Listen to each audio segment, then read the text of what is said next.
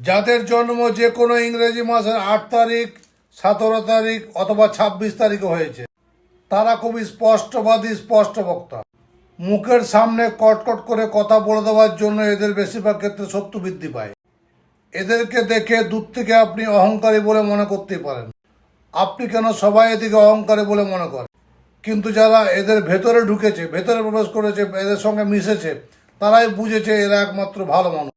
এরা সমাজসেবী, সমাজসেবামূলক কাজ করতে বেশি পছন্দ করে। তবে এদের একটা দোষ আছে, বিপরীত লিঙ্গের প্রতি কিন্তু এদের টানটা খুব বেশি। সারা জীবনের মধ্যে কোনো না কোনো সময় একবার না একবার কোর্টের দরজায় তাদেরকে যেতেই হবে। শিরা সংক্রান্ত সমস্যা অর্থাৎ নার্ভ সংক্রান্ত সমস্যা এদের থাকবে। খুব বেশি রোদ আর খুব বেশি ঠান্ডা এরা সহ্য করতে পারবে না। মাইগ্রেন পেন এদের হবেই। কোমর থেকে পা দিকে ব্যথা এদের থাকবেই।